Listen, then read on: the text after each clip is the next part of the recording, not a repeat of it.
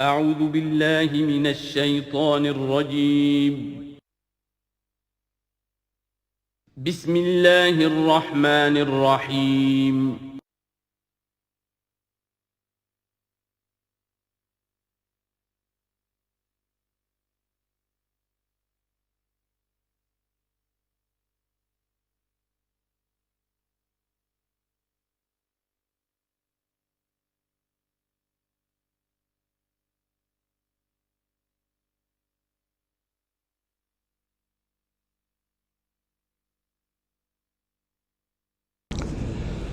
اعوذ باللہ من الشیطان الرجیم بسم اللہ الرحمن الرحیم وَإِذَا ضَرَبْتُمْ فِي الْأَرْضِ فَلَيْسَ عَلَيْكُمْ جُنَاحٌ أَن تَقْصُرُوا مِنَ الصَّلَاةِ صدق اللہ العظیم۔ اب یہ پھر کچھ شریعت کے احکام آ رہے ہیں، گویا کہ خطاب کا رخ پھر اب مسلمانوں کی طرف، اہل ایمان کی طرف۔ شریعت کے احکام، عبادات سے متعلق تفاصیل۔ اور اے مسلمانوں، جب تم زمین میں سفر کرو تو کوئی حرج نہیں ہے تم پر، کوئی گناہ نہیں ہے کہ تم کچھ کم کر لیا کرو نماز میں۔ ان خفتم ان یفتنکم الذین کفروا، اگر تمہیں اندیشہ ہو کہ تم کو نقصان پہنچائیں گے کافر۔ ان الکافرین کانوا لکم عدوا مبینا، یقیناً یہ کافر تمہارے کھلے دشمن ہیں۔ یہ ہے قصر صلاۃ، لیکن صلاۃ الخوف کی حالت میں، جنگ کی حالت میں قصر کا حکم۔ اور اس میں بھی خاص طور پر جو صورتحال تھی کہ جب حضور کے ساتھ ہوتے تھے تو اب اگر شکل یہ ہوتی کہ آدھا آدھا لشکر علیحدہ علیحدہ نماز پڑھے اور پھر حضور ایک کے ساتھ نماز پڑھے تو دوسروں کو محرومی کا احساس ہوتا۔ لہذا آپ دیکھیے کہ ایک بہت عمدہ تدبیر بتائی گئی۔ فَإِذَا كُنْتَ فِيهِمْ، تو اے نبی جب آپ بھی ان کے اندر موجود ہوں،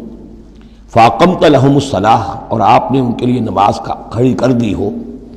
فَلْتَقُمْ طَائِفَةٌ مِّنْهُمْ مَعَكَ، تو ان میں سے ایک گروہ کو تو کھڑے ہونا چاہیے آپ کے ساتھ، وَلْيَأْخُذُوا أَسْلِحَتَهُمْ، اور جو دوسرے ہیں وہ اپنا اسلحہ لے کر وہ چاق و چوبند رہیں۔ فَإِذَا سَجَدُوا فَلْيَكُونُوا مِن وَرَائِكُمْ، تاکہ جب تم سجدہ کرو، جو حضور کے ساتھ نماز پڑھ رہے سجدے میں جائیں تو وہ دوسرا گروہ جو ہے جو نماز میں شریک نہیں ہے وہ ان کی حفاظت کرے، کھڑے رہیں ان کے پیچھے۔ وَلْتَأْتِ طَائِفَةٌ أُخْرَىٰ، اب اس کے بعد ہوتا کیا تھا کہ حضور نے ایک رکعت نماز پڑھا دی اور آپ بیٹھے رہے، دوسری رکعت کے لیے اٹھے نہیں،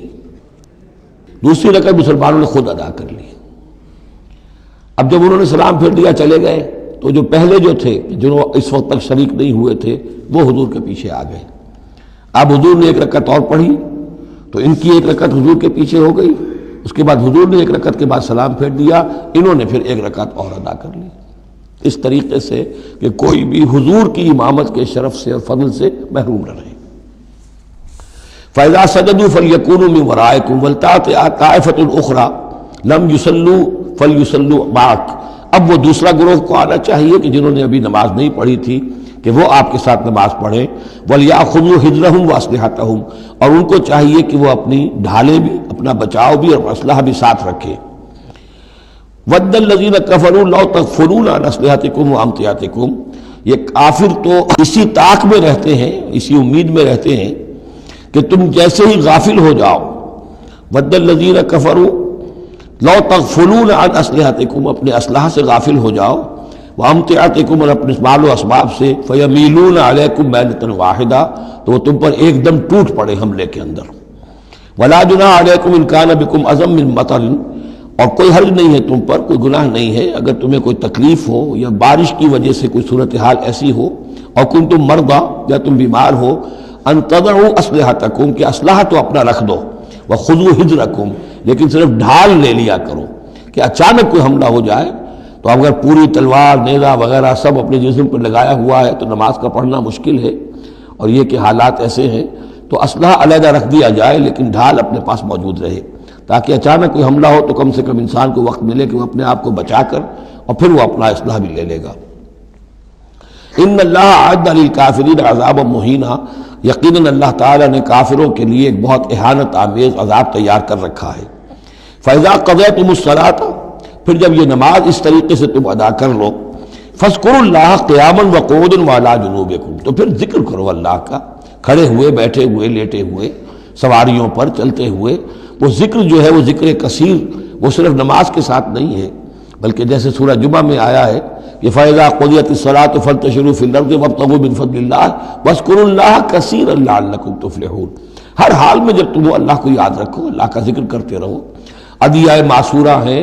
اوراد معصورہ ہیں، اوراد مسنونہ ہیں، ان کے سے اپنی زبان کو اور اپنے ذہن کو اور قلب کو ایمان کے ساتھ تر و تازہ رکھو۔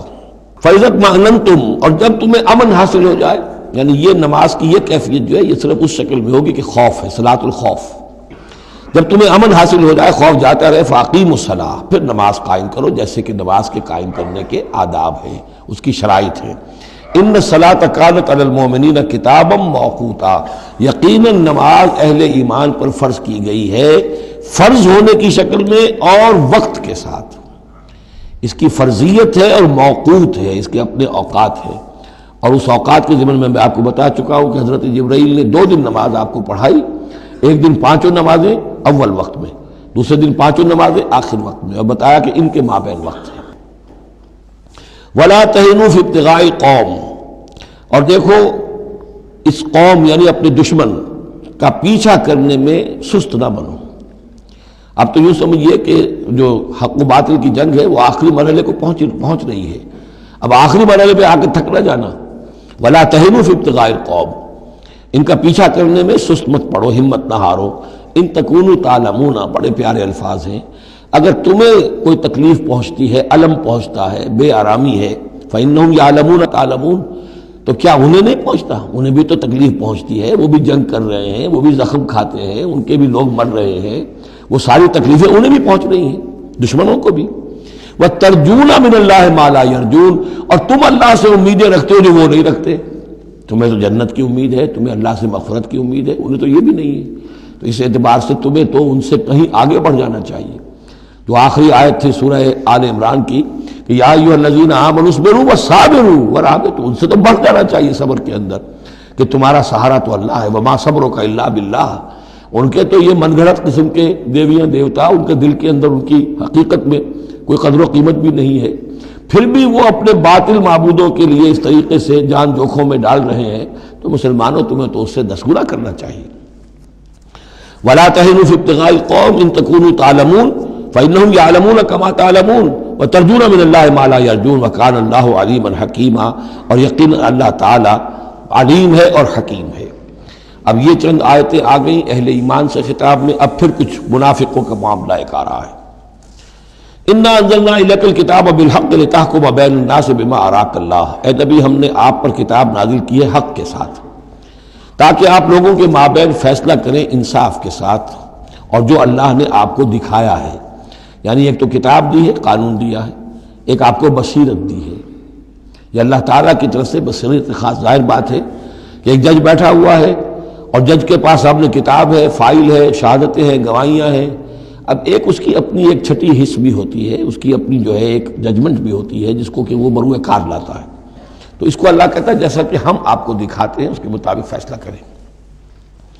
وَلَا تَكُن لِلْخَائِنِينَ خَصِيمًا، اور خیانت کرنے والوں کی طرف سے آپ نہ جھگڑے، یعنی ان کی طرف سے وکالت نہ فرمائیں کہ آپ کوئی اگر مسلمان ہے، کہنے کو مسلمان ہے خائن، تو اب اس کی طرفداری جو ہے آپ کو نہیں کرنی ہے۔ اس کا اصل میں ایک واقعہ ہو گیا تھا کہ ایک منافق مسلمان، اس نے کسی مسلمان کے گھر میں چوری کی، نقب لگائی، وہاں سے ایک آٹے کا تھیلا لے لیا، کچھ اسلحہ لے لیا، وہ اپنے گھر تک آیا تو وہ آٹے کی تھیلے کے اندر کہیں سوراخ تھا تو وہ آٹا گرتا گیا، تھوڑا تھوڑا وہ سارا راستہ جو ہے پتہ چل گیا کہ اس کے گھر تک سوراخ پہنچ گیا۔ پھر اسے کچھ خیال آیا کہ ممکن ہے مجھ پر شک ہو جائے، اسے پتہ نہیں تھا کہ یہ آٹا بھی میرا راز فاش کر رہا ہے۔ اس نے یہ کیا، اسی وقت جا کر ایک یہودی کے ہاں امانت رکھوا دیا، یہ سامان میری امانت ہے تمہارے پاس، لیکن وہاں بھی وہ نشان جو ہے آٹے کا وہاں بھی پہنچ گیا۔ اب اگلے روز جب تلاش ہوئی اور وہ آٹا جو گرا ہوا تھا راستے میں، اس کو دیکھ کر کھوج لگاتے ہوئے لوگ پہلے اس کے مکان پر پہنچے، اس نے صاف انکار کر دیا، تلاشی لے لی، چیز نکلی نہیں۔ اب انہوں نے دیکھا تو وہ آگے جا رہے ہیں نشان، وہ وہاں پہنچ گئے، یہودی کے ہاں برآمد ہو گیا۔ یہودی نے کہا ٹھیک ہے، یہ مال ہے، یہ رات رکھے یہاں پر حفاظت کے لیے رکھ گیا تھا۔ اب یہاں پہ جھگڑا ہو گیا کہ اس کے جو قوم کے لوگ تھے، اس کے گھرانے کے لوگ، اس منافق مسلمان کے، ان کا نہیں یہ جھوٹ بولتا ہے، یہ یہودی چور ہے۔ اب وہ یہودی کا اور مسلمان جو منافق تھا اس کا مقدمہ تھا جو حضور کے سامنے آیا، اور پوری قوم، اس کا پورا گھرانہ جو ہے، وہ قبیلہ اس کا جو ہے وہ آ گیا شور مچاتے ہوئے اور قسمیں کھاتے ہوئے، ہمارا یہ آدمی تو بہت نیک ہے، اس پر خامخواہ یہ جھوٹا الزام لگ رہا ہے، اور یہ ہے اور وہ ہے، یہاں تک کہ کچھ حضور کا دل بھی پسیجنے لگا اس شخص کے بارے میں۔ اس پر یہ آیت نازل ہوئی ہے، خیانت کرنے والے کی طرف سے آپ وکالت نہ کریں، اس کے سہارا نہ بنیں، اس کو مدد نہ پہنچائیں۔ وَلَا تَكُنْ لِلْخَائِنِينَ خَصِيمًا، اب خصیمہ بحث کرنے والا، للخائنین، علی الخائنین ہوتا تو خائنوں کے خلاف، للخائنوں کے حق میں آپ دلیل نہ دیں۔ وَاسْتَغْفِرِ اللَّهَ، اور یہ جو بھی آپ کی طبیعت میں نرمی پیدا کچھ ہو گئی تھی، اس پر اللہ سے استغفار کیجئے، ان اللہ کان غفورا رحیما، یقیناً اللہ تعالیٰ بخشنے والا اور رحیم ہے۔ وَلَا تُجَادِلْ عَنِ الَّذِينَ يَخْتَانُونَ أَنفُسَهُمْ، آپ مت جھگڑیے ان لوگوں کی طرف سے جنہوں نے کہ اپنے جانوں کے ساتھ خیانت کی ہے۔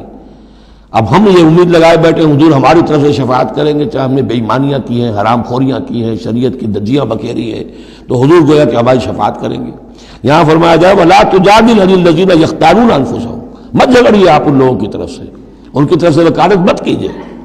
ان اللہ لا يحب من كان خوانا اثیما، اللہ تعالیٰ کو بالکل پسند نہیں ہے وہ لوگ کہ جو خوان ہوں، خیانت کرنے والے اور گناہ گار ہوں۔ یستخفون من الناس ولا یستخفون من اللہ، یہ لوگ شرماتے ہیں اور چھپتے ہیں لوگوں سے، اللہ سے نہیں چھپتے۔ وَهُوَ مَعَهُمْ إِذْ يُبَيِّتُونَ مَا لَا يَرْضَىٰ مِنَ الْقَوْلِ، حالانکہ جب یہ راتوں کو مشورے کرتے ہیں مسلمانوں کے خلاف، حضور کے خلاف، یہ منافقین کی بات آ رہی ہے، تو اللہ تعالیٰ ان کے ساتھ موجود ہوتا ہے۔ اگر تو ایمان ان کا ہو اللہ پر تو انہیں معلوم ہو کہ اللہ سن رہا ہے ہماری بات۔ یہ مسلمانوں سے ڈرتے ہیں، خفیہ رکھتے ہیں اپنی باتوں کو، ان بدبختوں کو یہ خیال نہیں ہے کہ اللہ وہ تو ہر وقت ہمارے پاس موجود ہے۔ وَكَانَ اللَّهُ بِمَا يَعْمَلُونَ مُحِيطًا، اور جو کچھ وہ کر رہے ہیں اللہ اس کا احاطہ کیے ہوئے ہے، یعنی اس کی پکڑ سے یہ کہیں باہر نہیں نکل سکتے۔ ہاں انتم ہؤلاء جادلتم عنہم فی الحیاۃ الدنیا، اب یہاں پہ اشارہ ہو رہا ہے وہ جو منافق مسلمان تھا، چور، اس کے جو گھرانے والے لوگ تھے کہ اے لوگوں تم نے دنیا کی زندگی میں تو ان کی طرف سے جھگڑا کر لیا، یہاں تک کہ حضور کو بھی بچلانے کی حد تک تم پہنچ گئے۔ وَمَن يُجَادِلُ اللَّهَ عَنْهُ يَوْمَ الْقِيَامَةِ، قیامت کے دن کون مجادلہ کرے گا اللہ سے؟ یہاں تم چھڑا بھی لو، حضور کو بھی فرض کیجئے، حضور نے فرمایا، یہ حدیث موجود ہے کہ میرے سامنے کوئی مقدمہ پیش ہوتا ہے تو کوئی ایک فریق زیادہ چرب زبان ہوتا ہے، اپنی بات کو پیش کرتا ہے اور میرے ہاں سے وہ غلط فیصلہ لے جاتا ہے۔ فرض کیجئے زمین کا کوئی ٹکڑا تھا اور میں نے غلط ڈگری اس کے حق میں دے دی، تو وہ سمجھ لے کہ چاہے میری عدالت سے ڈگری لے کر گیا ہے لیکن وہ جہنم کا ٹکڑا لے کر گیا ہے، زمین کا ٹکڑا لے کر نہیں گیا ہے۔ تو یہ تو معاملات ہیں کہ جو بھی عدل ہو رہا ہے، فیصلہ ہو رہا ہے، اس میں جو بھی کیسز ہیں، جو بھی گواہیاں ہو رہی ہیں، اس کے مطابق فیصلہ کر رہے ہیں۔ اب ہر وقت تو اللہ تعالیٰ کی طرف سے حضور صلی اللہ علیہ وسلم کے لیے ہر مرحلے پر تو نہیں تھا، جہاں اللہ ضروری محسوس کرتا تھا آپ کو متنبع فرما دیتا تھا۔ ہاں انتم ہؤلاء، یہ تمہیں لوگ ہو، جادلتم عنہم فی الحیات الدنیا، تم نے بہت جھگڑا کیا ان کی طرف سے، اپنے ساتھی، اپنے رشتہ دار کی طرف سے دنیا کی زندگی میں۔ فمن یجادل اللہ عنہم یوم القیامہ، تو کون ہے جو اللہ سے جھگڑا کر سکے گا ان کی جانب سے قیامت کے دن؟ ام من یکون علیہم وکیلا، یا کون ہوگا جو اس کا کارساز بن سکے گا، ان کا وکیل بن سکے گا؟ وَمَن يَعْمَلْ سُوءًا أَوْ يَظْلِمْ نَفْسَهُ، اور جو کوئی بری حرکت کرے گا یا اپنے اوپر ظلم ڈھائے گا، ثُمَّ يَسْتَغْفِرِ اللَّهَ، اور پھر اللہ سے استغفار کرے گا، يَجِدِ اللَّهَ غَفُورًا رَحِيمًا، وہ اللہ کو پائے گا غفور الرحیم۔ سیدھی روش ہے، غلطی ہو گئی، خطا ہو گئی، مان لو، جو دنیاوی سزا ہے وہ بھگت لو، اللہ سے استغفار کرو، آخرت کی سزا سے چھٹکارا مل جائے۔ اب اس سے بھی آگے ہے معاملہ، وَمَن يَكْسِبْ إِثْمًا فَإِنَّمَا يَكْسِبُهُ عَلَى نَفْسِهِ، جو کوئی بھی کوئی گناہ کماتا ہے وہ اپنی جان پر وبال لیتا ہے۔ وَكَانَ اللَّهُ عَلِيمًا حَكِيمًا، اللہ تعالیٰ علیم اور حکیم ہے۔ وَمَن يَكْسِبْ خَطِيئَةً أَوْ إِثْمًا ثُمَّ يَرْمِ بِهِ بَرِيئًا، اور یہ معاملہ تو بہت بڑھ کر ہے کہ کسی نے کوئی گناہ کمایا، کوئی خطا کی، کوئی غلطی کی، کوئی جرم کیا، پھر اس کی تہمت لگا دی ایسے شخص پر جو بری ہے۔ یہودی تو بری تھا، اس کو سزا دلوانے کے لیے سب تل گئے۔ تو ثم یرمی بہ بریئا، جو بری ہے اس سے، اس کا کوئی تعلق نہیں، اس کا اس میں کوئی گناہ میں حصہ نہیں، فقد احتمل بہتانا و اسما مبینا، تو اس نے تو اپنے سر پر بہت بڑا طوفان اور بہت کھلا کھلا گناہ کا بوجھ لے لیا ہے۔ ولولا فضل اللہ علیک، اب یہ حضور سے خطاب ہو رہا ہے کہ اس معاملے میں اگر اللہ تعالیٰ نے بروقت آپ کو مطلع نہ کر دیا ہوتا، ولولا فضل اللہ علیک ورحمتہ لہمت طائفۃ منہم ان یضلوک، تو ان میں سے ایک گروہ ان منافقین میں سے وہ تو اس کے اوپر تل گیا تھا کہ آپ کو گمراہ کر دے، یعنی آپ سے غلط فیصلہ کروا لے، عدالت محمدی سے ظلم ہو جائے، اور وہ جو اصل میں مجرم نہیں تھا، بے گناہ جو ہے یہودی، اس کو پکڑ لیا جائے۔ ولولا فضل اللہ علیک ورحمتہ لہمت طائفۃ منہم ان یضلوک وما یضلون الا انفسہم، حقیقت میں وہ نہیں گمراہ کر رہے مگر اپنے آپ کو، وما یضرونک من شیء، اور اے نبی وہ آپ کو نقصان نہیں پہنچا سکیں گے، یعنی ہم ایسے مواقع پہ بر وقت آپ کو مطلع کرتے ہیں۔ وانزل اللہ علیک الکتاب والحکمہ، اور اللہ نے آپ پر کتاب نازل کی ہے اور حکمت نازل کی ہے، وعلمک ما لم تکن تعلم، اور وہ ساری باتیں آپ کو سکھائی ہیں جو آپ نہیں جانتے تھے، وکان فضل اللہ علیک عظیما، اور یقیناً اللہ کا فضل آپ پر بہت بڑا ہے۔ لا خیر فی کثیر من نجواہم، اب یہ چونکہ منافقین تھے یہ اپنے نجوا کرتے تھے، علیحدہ بیٹھ کے گفتگویں کرنا، سرگوشیاں کرنا، اور طرح طرح کے نجوا ہوتے تھے، بیٹھے باتیں بھی کر رہے ہیں، مسکرا بھی رہے ہیں کسی کو دیکھ کر تاکہ اس کے دل میں خلجان پیدا ہو جائے، یہ میرے بارے میں کوئی باتیں کر رہے ہیں، اشارے بھی کر رہے ہیں، تو 100 طرح سے ہتھ کنڈے، اور یہ ہماری مجلسوں میں بھی ہوتا ہے، یہ سارے معاملات جو کہ انسانی معاشرے کے اندر جیسے ہوتے تھے آج بھی ہوتے ہیں۔ لا خیر فی کثیر من نجواہم، یہ جو نجوا کرتے ہیں، سرگوشیاں کرتے ہیں، ان میں سے اکثر میں کوئی خیر نہیں ہے، الا من امر بصدقۃ، ہاں ایک بات ہو سکتی ہے، خاموشی سے کسی کو علیحدگی میں لے جا کر کسی صدقے کی اس کو تلقین کی جائے کہ بھائی دیکھو تمہیں اللہ نے غنی کیا ہے، یہ محتاج ہے میں جانتا ہوں، تو علیحدگی بجائے اس کے کہ پبلک میں اس سے بات کرو، اسے علیحدہ جا کے سمجھاؤ، یہ اچھی بات ہے۔ او معروف، یا کسی اور نیکی کا حکم دے، او اصلاح بین الناس، یا لوگوں کے معاملات کو درست کرنے کے لیے، دو بھائی جھگڑ پڑے ہیں تو کرنا پڑتا ہے یہ کہ ایک سے جا کر بات سنیے، پھر اس کی بات جو ہے اس کو اچھی شکل میں پیش کیجئے دوسرے بھائی کے پاس کہ آپ کو مغالطہ ہوا، انہوں نے یہ بات یوں نہیں کہی تھی، یوں کہی تھی، اس طریقے سے جو بھی کوئی ہو رہا ہو علیحدہ علیحدہ خفیہ گفتگو، تو اس میں کوئی حرج نہیں ہے۔ وَمَن يَفْعَلْ ذَلِكَ ابْتِغَاءَ مَرْضَاتِ اللَّهِ، جو شخص اس طرح کا نجوا کرے گا، اس طرح کی سرگوشی کرے گا اللہ تعالیٰ کی رضا جوئی کے لیے، فَسَوْفَ نُؤْتِيهِ أَجْرًا عَظِيمًا، ان کو تو ہم اللہ تعالیٰ جو ہے ہم دیں گے بہت بڑا اجر۔ وَمَن يُشَاقِقِ الرَّسُولَ، اور جو رسول کی مخالفت پر تلا ہوا ہے، یہ نجوا کر رہا ہے مخالفت میں، سازشیں، سرگوشیاں، بھڑکا رہا لوگوں کو، دیکھو جی یہ کر دیا، یہ کر دیا، اپنے لوگوں کے لیے یہ کر دیا۔ غزوہ حنین میں ہوا، غزوہ حنین میں چونکہ بہت سے مسلمان وہ تھے مکے کے جو اسی وقت ایمان لائے تھے فتح مکہ کے بعد، اب بہت شریک تھے وہ اس جنگ کے اندر حنین میں، مال غنیمت میں حضور نے ان کی دلجوئی کے لیے تالیف قلب کہتے ہیں، ذرا زیادہ مال دے دیا، اس پر لوگوں نے شور مچا دیا۔ دیکھو جی وقت جب کڑے وقت تھے، مشکل وقت تھے تو ہم، اب جب یہ اچھا وقت آیا ہے تو اپنے رشتہ دار یاد آ گئے۔ مکے والے ظاہر بات ہے رشتہ دار تو تھے، بات تو غلط نہیں ہے، قبیلہ تھا قریش کا۔ یہ 100 طرح کی باتیں جو آج ہوتی ہیں وہی ہوتی تھی ہمیشہ، یہ انسان کی فطرت جو ہے اس میں کوئی تغیر و تبدل نہیں ہوا ہے۔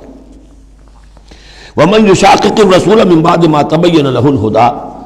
اور جو رسول کی مخالفت پر تل گیا اس کے بعد کہ اس پر ہدایت واضح ہو چکی، وَيَتَّبِعْ غَيْرَ سَبِيلِ الْمُؤْمِنِينَ، اور وہ اہل ایمان کے راستے کے سوا کوئی راستہ اختیار کرے، نُوَلِّهِ مَا تَوَلَّىٰ، ہم بھی اسی کی طرف اس کا رخ کر دیتے ہیں جو رخ اس نے اختیار کر لیا ہو، وَنُصْلِهِ جہنم، اور ہم اسے پہنچائیں گے جہنم میں، وَسَاءَتْ مَصِيرًا، اور وہ بہت بری جگہ ہے جانے کی اور لوٹنے کی۔ یہ آیت بڑی اہم ہے اس اعتبار سے کہ امام شافعی رحمۃ اللہ علیہ یہ کہتے ہیں کہ میں نے اجماع کا جو معاملہ ہے قرآن مجید سے تلاش کرنے کی کوشش کی اور مجھے نہیں ملا، یعنی اللہ کے اطاعت یہ تو ٹھیک ہے جو قرآن میں آیا ہے وہ قانون کا ایک سورس ہے، حضور کا فرمان، حضور کی سنت سورس ہے، اسی طرح اجتہاد وہ بھی سمجھ میں آ گیا، یہ اجماع کی شے کا نام ہے، قرآن میں کہیں ذکر نہیں آیا۔ تو کہتے ہیں کہ میں نے 300 مرتبہ پورا قرآن پڑھا شروع سے آخر تک، صرف اس ایک مسئلے کو سامنے رکھ کر کہ مجھے اجماع کے لیے کوئی دلیل قرآن سے ملے، تب اس آیت پر آ کر 301ویں مرتبہ پھر نگاہ جمی، وَيَتَّبِعْ غَيْرَ سَبِيلِ الْمُؤْمِنِينَ، یعنی گویا کہ اہل ایمان کا جو راستہ ہے جس پر اجماع ہو گیا اہل ایمان کا، یہ خود اپنی جگہ ایک بہت بڑی سند ہے، اس لیے کہ حضور نے فرمایا میری امت ضلالت پر کبھی جمع نہیں ہوگی، تو جن چیز پر اجماع ہو جائے وہ گویا کہ وہ خود اپنی جگہ پر وہ اس کو ایک حیثیت حاصل ہو جاتی ہے، اوتھینٹسٹی۔ ان اللہ لا یغفر ان یشرک بہ، دوبارہ پھر وہ آیت آ گئی، اللہ تعالیٰ ہرگز نہیں بخشے گا اسے کہ اس کے ساتھ شرک کیا جائے، ویغفر ما دون ذلک، اور بخش دے گا اس کے سوا جو کچھ ہے اس سے کمتر ہے، لمن یشاء، جس کو چاہے گا، یہ بھی کوئی فری لائسنس نہیں۔ ومن یشرک باللہ فقد ضل ضلالا بعیدا، اور جو شرک کرتا ہے اللہ کے ساتھ تو وہ تو پھر گمراہ ہو گیا اور گمراہی میں بھی بہت دور نکل گیا۔ ان یدعون من دونہ الا اناثا، اب یہاں گویا کہ پہلی مرتبہ آپ دیکھ رہے ہیں کہ وہ مشرکین مکہ کی بات بھی ہو رہی ہے، نہیں پکار رہی اللہ کے سوا مگر مؤنث کو، عورتوں کو، اس لیے کہ ان کی دیویاں جو ہیں لات، عزا، منات، لات الہ کی مؤنث ہے، لات، لا اور لات، اور عزا العزیز کا مؤنث ہے، العزیز، العزا، منات، یہ سب جو ہیں فیمنن نیمز ہیں۔ ان یدعون من دونہ الا اناثا، نہیں پکار رہے وہ مگر یہ فیمیل ڈیٹیز کو، وَإِن يَدْعُونَ إِلَّا شَيْطَانًا مَرِيدًا، اور نہیں پکار رہے یہ مگر در حقیقت شیطان کو پکار رہے ہیں، لات کا کوئی وجود نہیں، منات کا کوئی وجود نہیں، ہاں شیطان ضرور ہے جو ان کی پکار سن رہا ہے۔ لعنہ اللہ، اللہ نے اس پر لعنت فرما دی ہے، وقال، اور اس نے بھی یہ کہا ہے، لَأَتَّخِذَنَّ مِنْ عِبَادِكَ نَصِيبًا مَفْرُوضًا، اے اللہ میں تیرے بندوں میں سے ایک تو مقرر حصہ تو لے کر ہی چھوڑوں گا، مجھ کو تو اپنے ساتھ جہنم میں پہنچاؤں گا، ہم تو ڈوبے ہیں صنم، ان کو بھی لے ڈوبیں گے، ان کو بھی ہم نے چھوڑنا نہیں ہے۔ لعنہ اللہ وقال لأتخذن من عبادك نصیبا مفروضا ولأضلنهم، میں تو لازماً ان کو بہکاؤں گا، ولأمنینهم، ان کے دلوں میں بڑی امیدوں کے چراغ روشن کروں گا، بڑے برائٹ کیریئرز ہیں، اس میں بڑی بڑی تمنائیں ہیں، آرزویں ہیں، لگے رہو اسی کام کے اندر،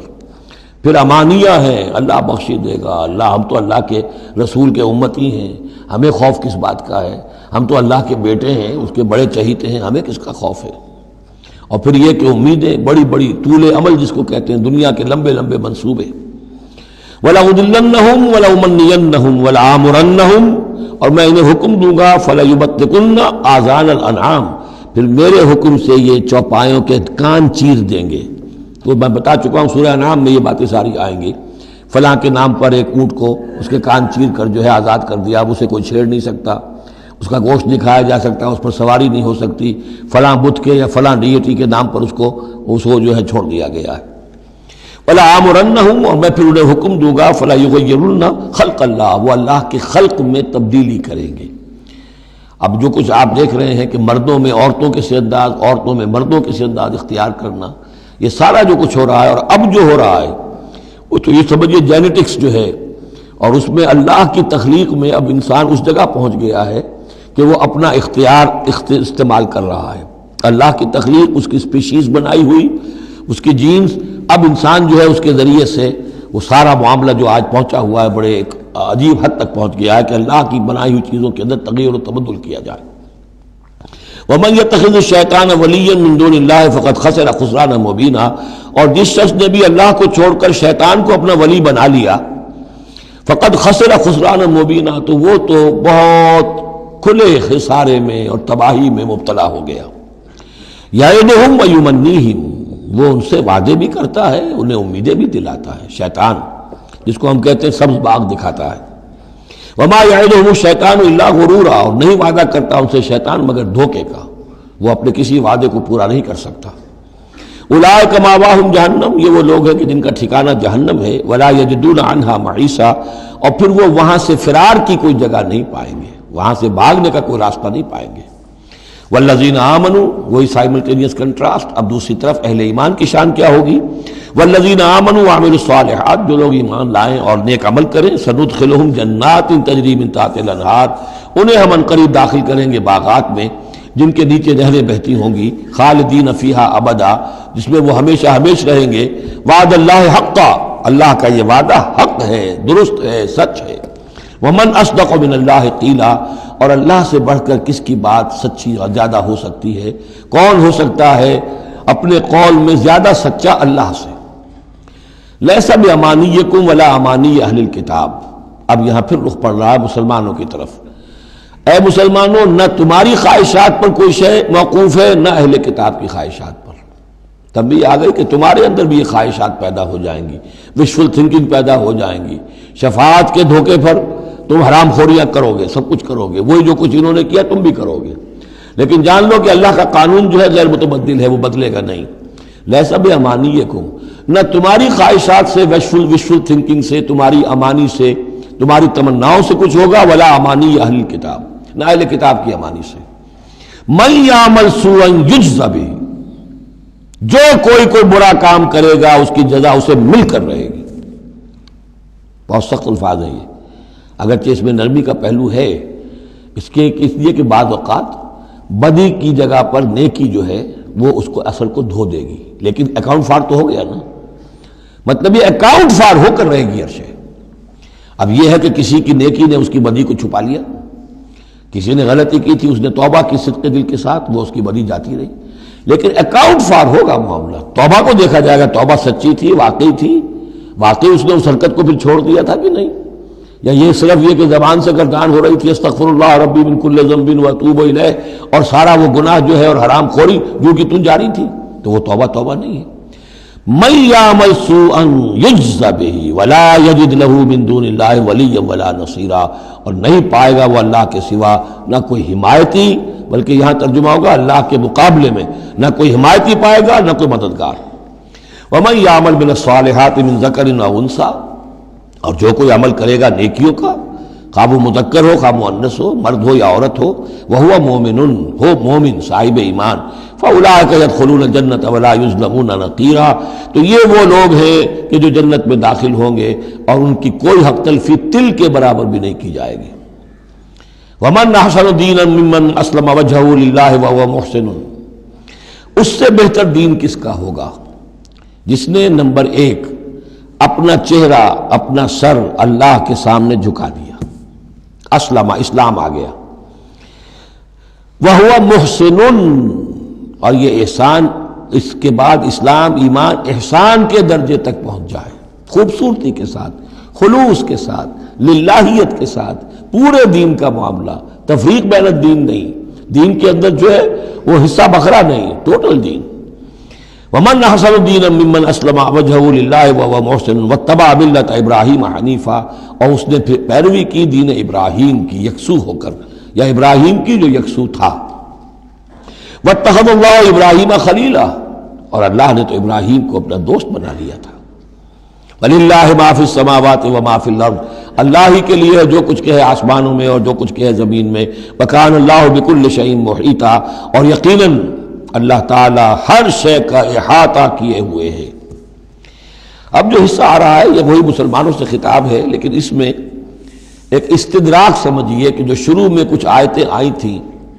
خواتین کے معاملے میں، یتیم عورتوں کے معاملے میں، ان سے نکاح کے معاملے میں یا طلاق کے معاملے میں، اب اس میں کچھ وضاحتیں، کچھ سوالات مسلمانوں کی طرف سے ہوئے، مزید وضاحتیں طلب کی گئیں تو اللہ نے یہ وضاحتیں نازل کی ہیں، اور یہاں پر ساتھ یہ فرما دیا وَيَسْتَفْتُونَكَ فِي النِّسَاءِ، اے نبی یہ آپ سے عورتوں کے بارے میں سوال کر رہے ہیں، بات پوری طرح ان پر کھلی نہیں ہے، واضح نہیں ہوئی ہے۔ قُلِ اللَّهُ يُفْتِيكُمْ فِيهِنَّ، ٹھیک ہے کہہ دیجئے اے نبی ان سے، اللہ تمہیں فتویٰ دیتا ہے، بتاتا ہے، وضاحت کرتا ہے ان کے بارے میں۔ وَمَا يُتْلَىٰ عَلَيْكُمْ فِي الْكِتَابِ مِنْ يَتَامَى النِّسَاءِ، اب وہ آیت نمبر 3 کے اندر بات واضح ہو گئی، قرآن نے ثابت کر دیا کہ وہاں جو کہا تھا کہ وَإِذْ خِفْتُمْ أَلَّا تُقْسِطُوا فِي الْيَتَامَى، تو یتامى النساء مراد تھی وہاں پر، کہ اگر تمہیں اندیشہ یہ ہو کہ یتیم لڑکیوں سے شادی کرو گے تو ان کے ساتھ انصاف نہیں کر سکو گے، اس لیے کہ ان کی طرف سے کوئی ہے نہیں جو ان کے حقوق کا پاسدار ہو اور تم سے کوئی بات پوچھ کر سکے ان کی طرف سے، تو پھر ان سے شادی مت کرو، بلکہ تم اور جو عورتیں ہیں شادی اگر کرنی ہے ایک سے زائد تو مَا طَابَ لَكُم مِّنَ النِّسَاءِ مَثْنَىٰ وَثُلَاثَ وَرُبَاعَ، شادی کرو۔ تو یہاں فرمایا وہ تھا عورتوں کی، یتیم عورتوں کے بارے میں وہ حکم تھا، ما یتلا علیکم، جو تمہیں سنایا گیا، جو سنایا جا رہا ہے کتاب میں، فی یتامى النساء، ان عورتوں کے بارے میں کہ جو یتیم ہیں، وہ عورتیں یا لڑکیاں، لا تؤتونہن ما کتب لہن، تم دیتے نہیں ہیں انہوں جو اللہ نے ان کے لیے لکھ دیا ہے، بغیر مہر کے یتیم بچی تھی، آپ نے شادی کر لی، کون اس کی طرف سے مہر طلب کرے گا؟ وترغبون ان تنکحوہن، اور چاہتے ہو کہ اسے نکاح بھی کرو، والمستضعفین من الولدان، اسی طرح بچے جو ہیں ان کے ساتھ بھی جو ظلم ہوتا ہے، وان تقوموا للیتامى بالقسط، اور وہ جو ہم نے تفصیل سے احکام دیے ہیں کہ یتیموں کے معاملے میں انصاف پر کاربند رہو، وما تفعلوا من خیر فإن اللہ کان بہ علیما، اور جو خیر بھی تم کرو گے اللہ اس سے واقف ہے، تمہاری نیتوں کو جانتا ہے۔ تو وہ احکام ہے، بنیادی ہدایات دے دی گئی ہیں، اور اس میں اس سے اضافی شے جو ہے وہ یہ ہے کہ تمہاری نیت صاف ہونی چاہیے۔ واللہ یعلم المفسد من المصلح، اللہ جانتا ہے کہ کون حقیقت میں شرارتی ہے اور کون جو ہے اس کی نیت صحیح ہے۔ وَإِنِ امْرَأَةٌ خَافَتْ مِنْ بَعْلِهَا نُشُوزًا، اب دیکھیے ایک نشوز عورت کے لیے آیا تھا کہ اگر واللاتی تخافون نشوزہن، وہ عورتیں، وہ بیویاں کہ جو سرکشی کر رہی ہیں، حکم نہیں مان رہی ہیں، تابعداری نہیں کر رہی ہیں، زدم زدہ پر اڑی ہوئی ہیں، ان کے بارے میں تو آ چکا تھا شروع میں۔ اب یہاں عورتوں پر بھی تو ہو سکتا ہے کہ مرد ظلم کر رہا ہے، مرد جو ہے وہ ان کا حقوق ادا نہیں کر رہا ہے، شوہر جو ہے وہ اپنی قوامیت جو ہے اس کو غلط طریقے پہ استعمال کر رہا ہے، روب ڈالتا ہے، دھونس دیتا ہے، یا اور بری طریقے سے ستاتا ہے، تنگ کرتا ہے، تنگ کر کے وہ مہر معاف کرواتا ہے یا کچھ اور، اگر ذرا اس کے والدین اچھے کھاتے پیتے ہیں تو لاؤ اپنے والدین کے گھر سے۔ یہ ساری گندگیاں جو ہمارے معاشرے میں ہوتی ہیں اور عورتیں بیچاری اس میں پستی ہیں، وہ جو چکی کے دو پارٹوں کے مابین۔ وَإِنِ امْرَأَةٌ خَافَتْ مِنْ بَعْلِهَا نُشُوزًا، اور اگر کسی عورت کو اپنے شوہر سے اندیشہ ہو جائے کہ وہ زیادتی کرے گا، وہ زیادتی کر رہا ہے اور وہ اس کے حقوق ادا نہیں کر رہا، او اعراضاً، یا اب وہ اس کی طرف میلان ہی نہیں رکھتا، اب وہ گویا کہ بیوی ہے ہی نہیں، اس کی طرف کوئی میلان نہیں، کوئی نئی شادی رچائی ہے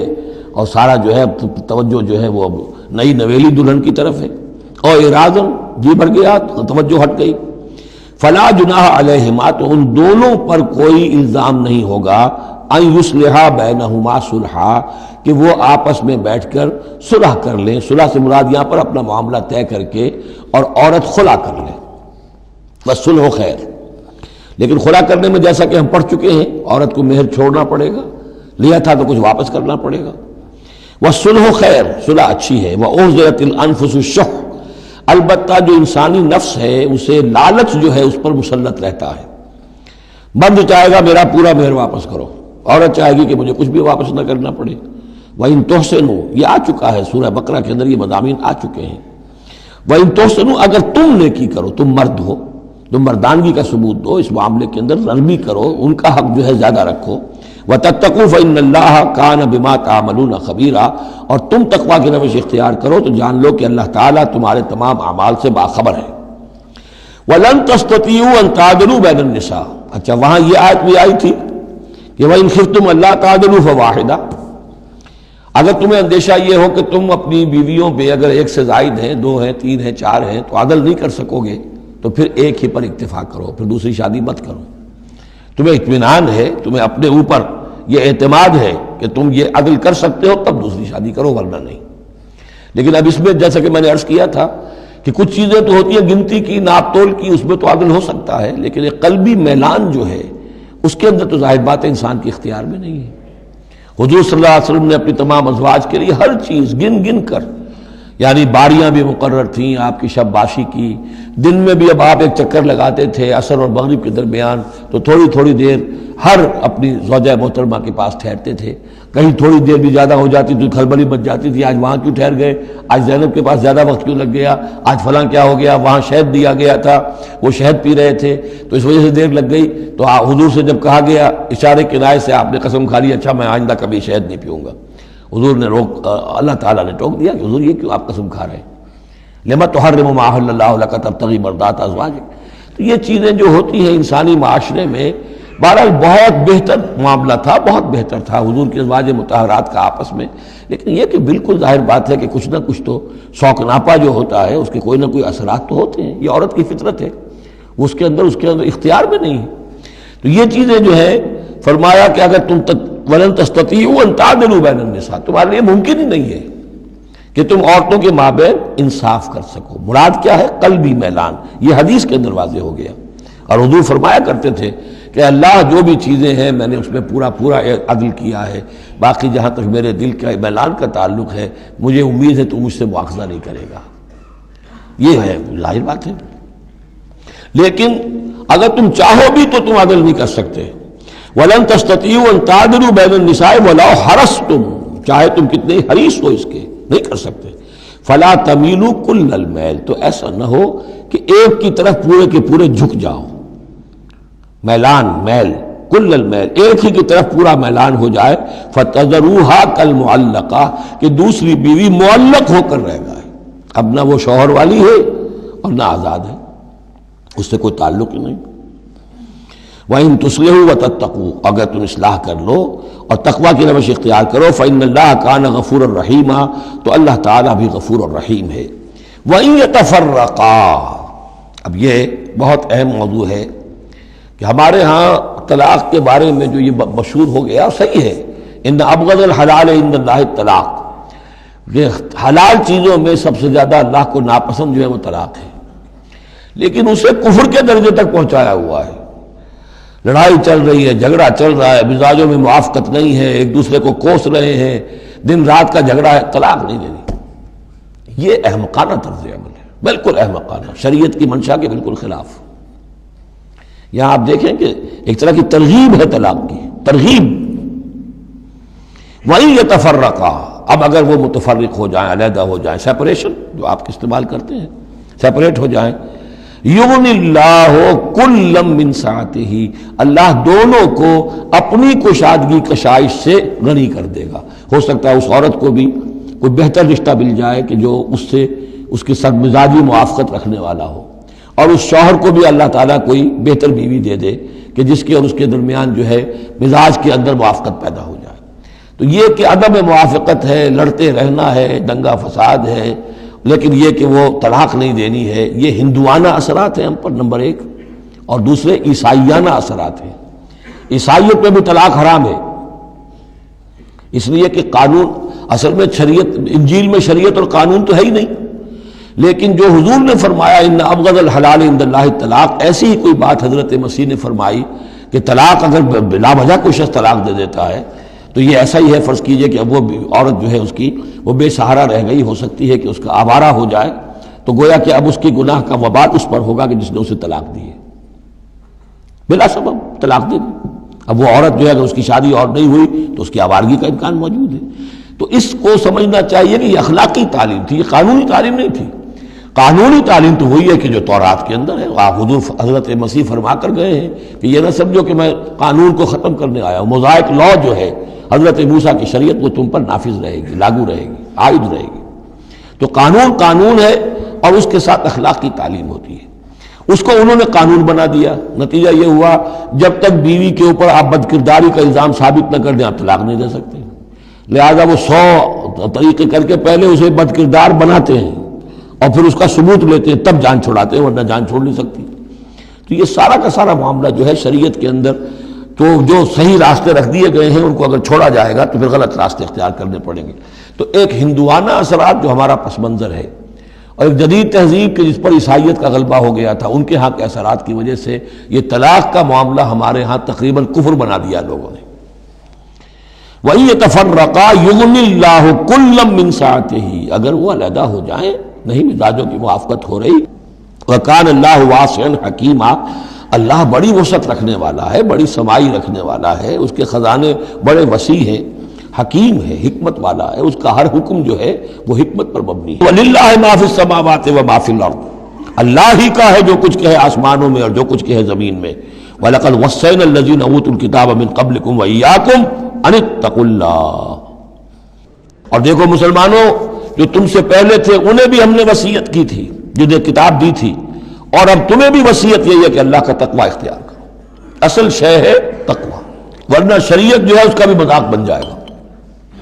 اسی لیے حضور کا جو خطبہ ہے بہت مشہور، عام جمعوں میں آپ سنتے بھی ہوں گے، اوصیکم ونفسی بتقوی اللہ، مسلمانوں میں تمہیں بھی وصیت کرتا ہوں اور اپنے نفس کو بھی وصیت کرتا ہوں کہ اللہ کا تقوی اختیار کریں۔ قوا انفسکم واہلیکم نارا، بچاؤ اپنے آپ کو اور اپنے اہل و عیال کو آگ سے۔ تو یہ تقوی جو ہے، وَلَقَدْ وَصَّيْنَا الَّذِينَ أُوتُوا الْكِتَابَ مِن قَبْلِكُمْ تم سے پہلے جن کو کتاب دی گئی تھی انہیں بھی ہم نے وصیت کی تھی، وَإِيَّاكُمْ اور سن لو تم بھی کان کھول کر، تمہیں بھی یہ وصیت ہے، أَنِ اتَّقُوا اللَّهَ کہ اللہ کا تقوی اختیار کرو۔ وَإِن تَكْفُرُوا اگر تم نہ مانو گے، فَإِنَّ لِلَّهِ مَا فِي السَّمَاوَاتِ وَمَا فِي الْأَرْضِ تو جو کچھ بھی ہے آسمانوں میں اور جو کچھ بھی ہے زمین میں وہ اللہ ہی کا ہے۔ وَكَانَ اللَّهُ غَنِيًّا حَمِيدًا اور اللہ تعالیٰ تو غنی ہے، اپنی ذات میں خود ستودہ صفات ہے۔ وَلِلَّهِ مَا فِي السَّمَاوَاتِ وَمَا فِي الْأَرْضِ، اور آسمان اور زمین میں جو کچھ ہے وہ اللہ کا ہے. وَكَفَى بِاللَّهِ وَكِيلًا، اور اللہ کافی ہے کارساز ہونے کے اعتبار سے. عورت بھی یہ سمجھے میرا کارساز اللہ ہے. یہ شوہر جو میرا ہے یہ ظلم کر رہا ہے، میرے ساتھ انصاف نہیں کر رہا ہے، تو میں اسے تعلق منقطع کروں. اللہ بہتر میرے لیے کوئی راستہ پیدا کر دے گا. اللہ کارساز ہے. اسی طریقے سے مرد بھی یہ سمجھے کوئی عورت ہے دین کے معاملے میں نہیں اس کے ساتھ تعاون کر رہی ہے، وہ دین کا کام کرنا چاہتا ہے، تو آخر یہ نہیں ہے کہ سمجھا جائے کہ ہر صورت عورت سے تو نباہ کرنا ہے چاہے اللہ کس سے بغاوت ہو جائے. یہ تو کوئی بات نہ ہوئی. ہر چیز کو رکھنا ہے اپنے مقام پر. ان یشاء یذہبکم ایھا الناس، اے لوگوں کیا سمجھتے ہو تم، اللہ چاہے تو تم سب کو لے جائے، ختم کر دے. ویات بآخرین، اور لوگوں کو پیدا کر دے. تمہاری کوئی حیثیت نہیں اللہ کے مقابلے میں، نفس واحد کی طرح ہو. جب چاہے اللہ تعالیٰ تم سب کو نسیہ منسیہ کر دے. وَكَانَ اللَّهُ عَلَىٰ ذَلِكَ قَدِيرًا، اور یقیناً اللہ تعالیٰ اس چیز پر قادر ہے. مَنْ كَانَ يُرِيدُ ثَوَابَ الدُّنْيَا فَعِندَ اللَّهِ ثَوَابُ الدُّنْيَا وَالْآخِرَةِ،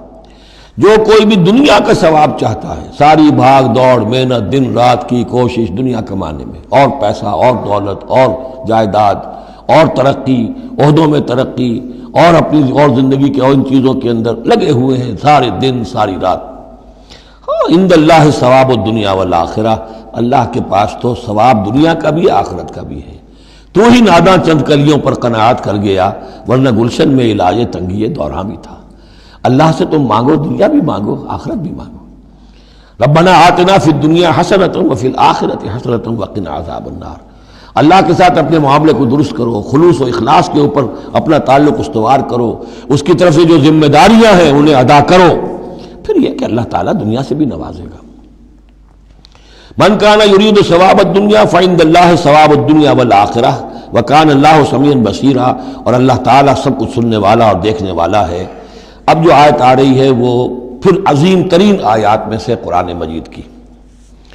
یا ایھا الذین آمنوا کونوا قوامین بالقسط شہداء للہ ولو علی انفسکم او الوالدین والاقربین ان یکن غنیا او فقیرا فاللہ اولی بہما فلا تتبعوا الہوی ان تعدلوا وان تلووا او تعرضوا فان اللہ کان بما تعملون خبیرا. اے اہل ایمان کھڑے ہو جاؤ عدل کو قائم کرنے کے لیے پوری قوت کے ساتھ. سورہ آل عمران میں ہم نے کیا پڑھا تھا؟ اللہ قائما بالقسط ہے. شہد اللہ انہ لا الہ الا هو والملائکۃ واولو العلم قائما بالقسط. جب اللہ عدل قائم کرنا چاہتا ہے تو اللہ کے اس دنیا میں کارندے کون ہیں؟ اہل ایمان، سپاہی ہیں، اللہ کے سپاہی. لہذا عدل قائم کرے گا اللہ دنیا میں اہل ایمان کے ذریعے. اللہ دین کا غلبہ چاہتا ہے لیکن اہل ایمان کو جانیں دینی ہوگی، کوششیں کرنی ہوگی، اصرار کرنا ہوگا، قربانیاں دینی ہوگی، تب دین غالب ہوگا. لیکن یہ اندازہ کیجئے کہ کس قدر اہمیت ہے عدل و قسط. یہ جو سوشل جسٹس کا معاملہ ہے، جتنا زور اسلام نے دیا ہے بدقسمتی سے آج کا ہمارا مذہبی طبقہ اتنا ہی اس سے بے بہرا، سرے سے انہیں پتہ ہی نہیں کہ سوشل جسٹس کی بھی کوئی اہمیت اسلام میں ہے. قانون کی اہمیت ہے، تعزیرات کی اہمیت ہے، چور کا ہاتھ کاٹو اس کی اہمیت تو معلوم ہے،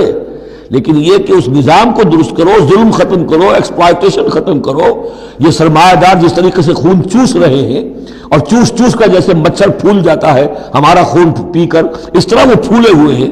آخر یہ پورا نظام درست کرو نا. یہ مشین جو ہے، یہ پورا نظام جو ہے جس میں کہ ڈسٹریبیوشن آف ویلتھ جو ہے اس کا نظام غلط ہے. ایک ایسی چکی ہے کہ آٹا پیس کر ایک طرف ڈالتی ہے دوسری طرف ڈالتی ہی نہیں. ایک طرف بھوک ہے، کاد الفقر و یکون کفرا. یہ فقر جو ہے یہ تو کفر تک انسان کو پہنچا دیتا ہے.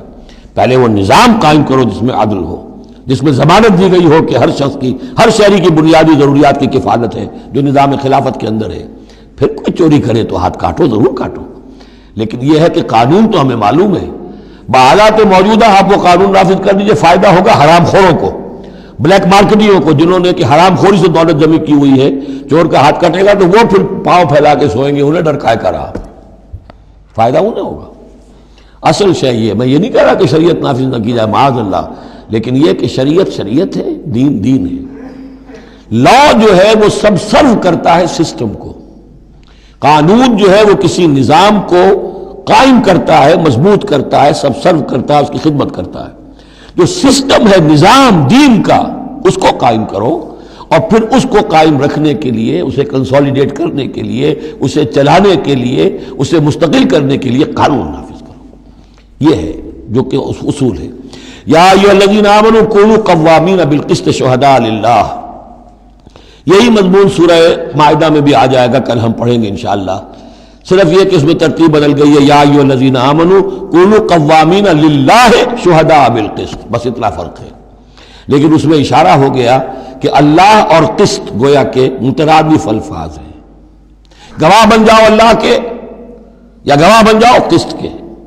کھڑے ہو جاؤ اللہ کے لیے یا کھڑے ہو جاؤ انصاف کے لیے۔ معلوم ہوا اللہ اور قسط یہ مترادف ہیں۔ یا ایھا الذین آمنوا کونوا قوامین بالقسط شہداء للہ ولو علی انفسکم، خواہ یہ انصاف کی بات تمہارے اپنے خلاف جا رہی ہو، اوی الوالدین یا تمہارے والدین کے خلاف جا رہی ہو، والاقربین خواہ تمہارے قرابت داروں کے خلاف جا رہی ہو، تمہارا تعلق عدل کے ساتھ، انصاف کے ساتھ، قسط کے ساتھ ہے، رشتہ داری کے ساتھ نہیں۔ ان یکن غنیا اور فقیرا، ایک چور دروازہ یہ ہوتا ہے تو خیر حق تو اس کا نہیں بنتا ہے، لیکن یہ غریب ہے، چلو میں اس کے حق میں فیصلہ کر دوں۔ ان یکن غنیا اور فقیرا فاللہ اولیٰ بہما، چاہے وہ شخص غنی ہے یا فقیر ہے، دونوں کا پشت پناہ اللہ ہے، دونوں کا کفیل اللہ ہے، تم نہیں ہو کفیل۔ تمہیں فیصلہ کرنا ہے جو صحیح ہے، جو عدل پر ہے، جو انصاف پر ہے، وہ فیصلہ کرنا ہے، کسی کی جانبداری نہیں۔ وہ جانبداری نہ باپ کی کرنی ہے، نہ ماں کی کرنی ہے، نہ بھائی کی کرنی ہے، نہ خود اپنی کرنی ہے۔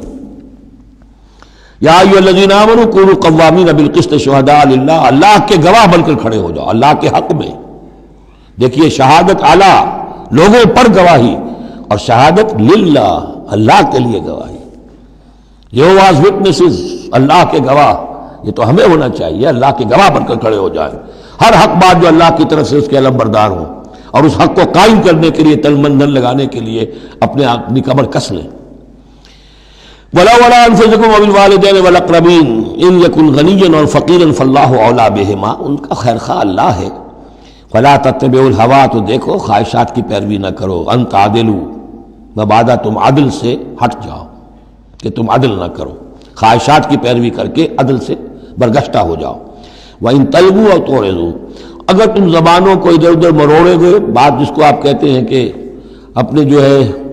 اپنے الفاظ جو ہیں ان کو انسان جو ہے چوئنگ یور ورڈز، تو اس طریقے سے کہ بات کہنا بھی چاہتے ہیں کہہ بھی نہیں پا رہے ہیں،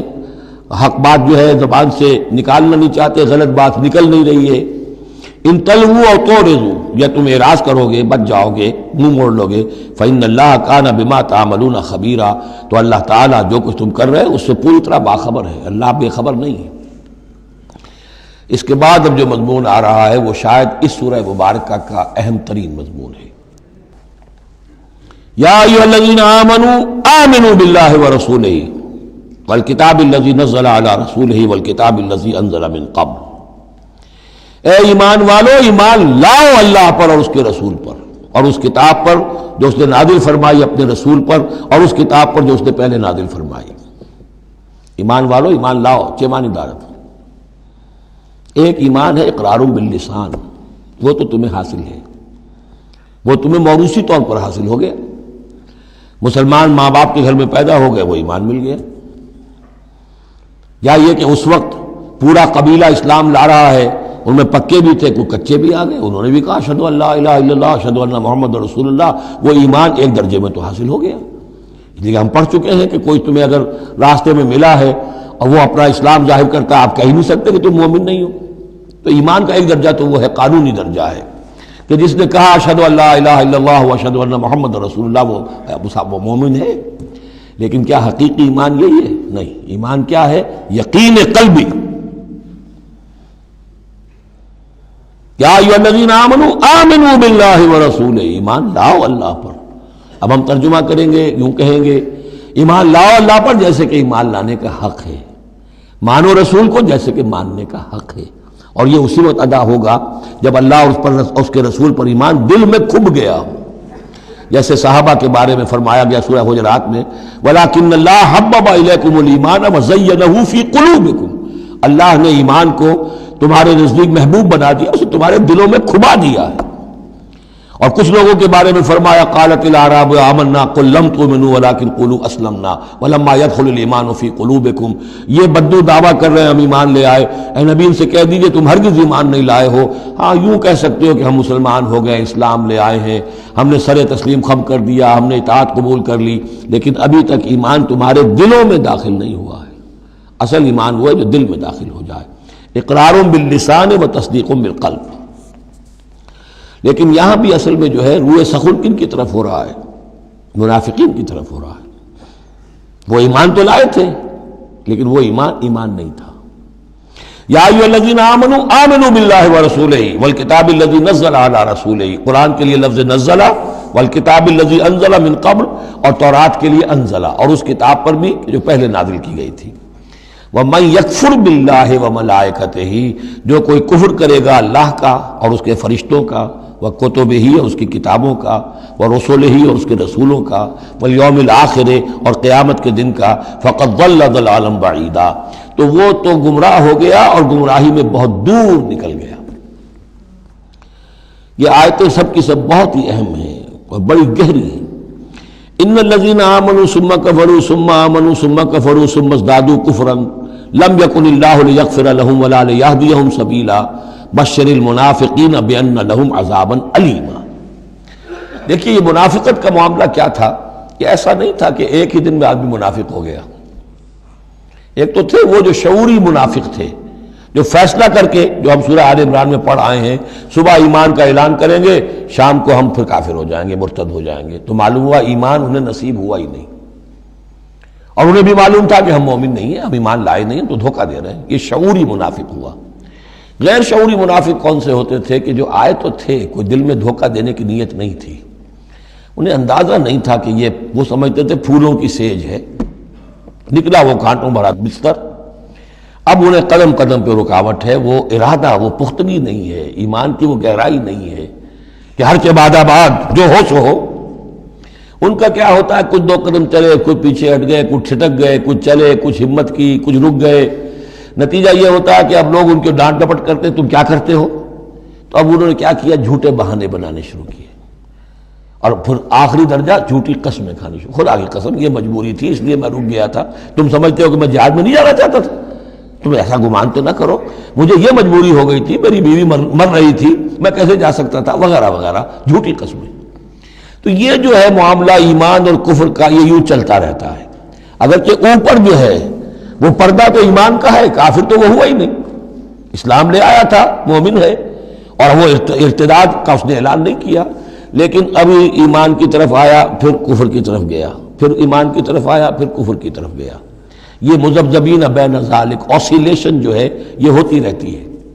اور اس کی بہترین مثال کیا ہے، کبھی اگر کسی کو آپ نے دریا میں، کسی تالاب میں ڈوبتے دیکھا ہو،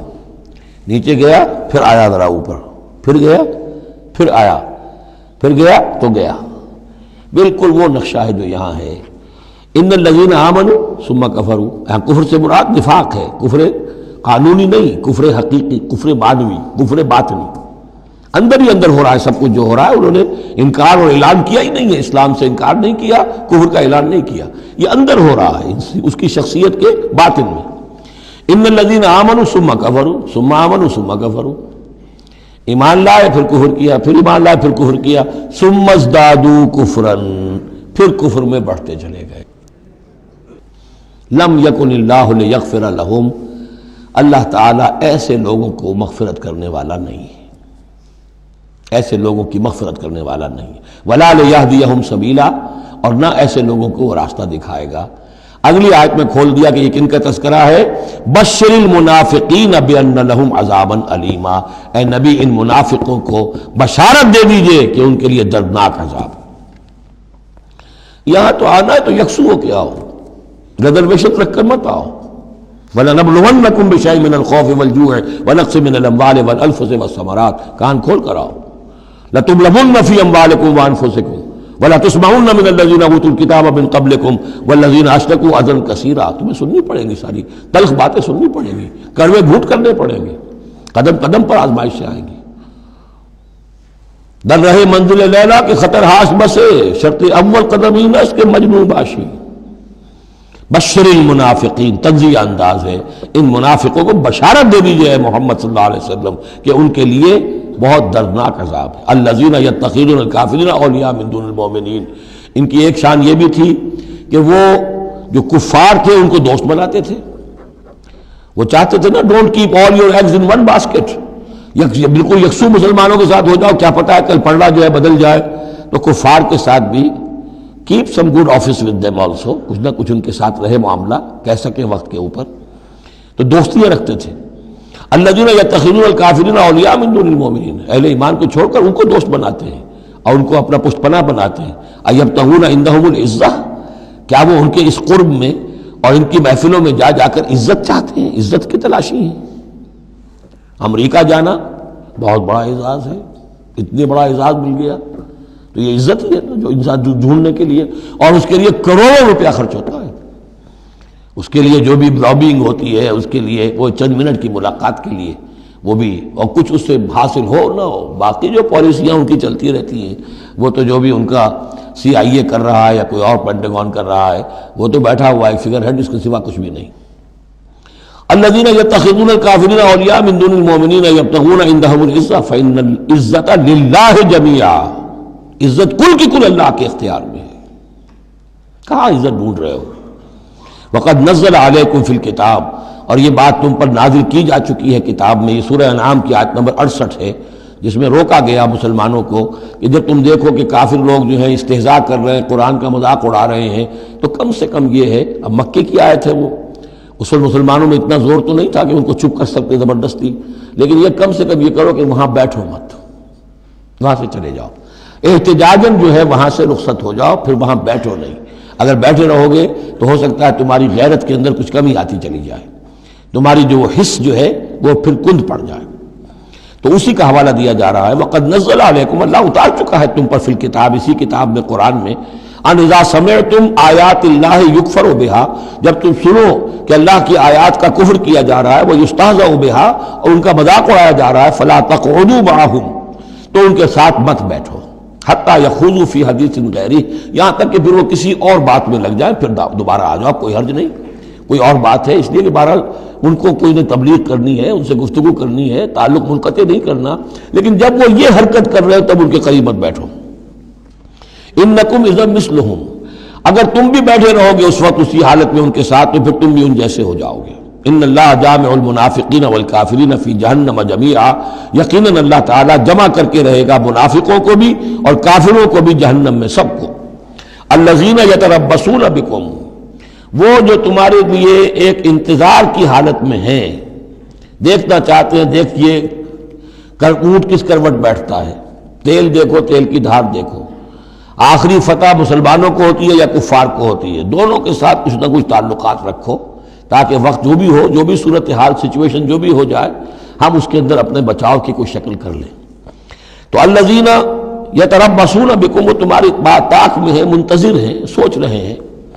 فَإِن كَانَ لَكُمْ فَتْحٌ مِّنَ اللَّهِ، تو اگر تمہیں فتح مل جاتی ہے اللہ تعالیٰ کے فضل و کرم سے، قَالُوا أَلَمْ نَكُن مَّعَكُمْ، وہ آ جائیں گے، ہم بھی تو آپ کے ساتھ تھے، مسلمان تھے، ہمارا بھی حصہ نکالیے مال غنیمت میں سے۔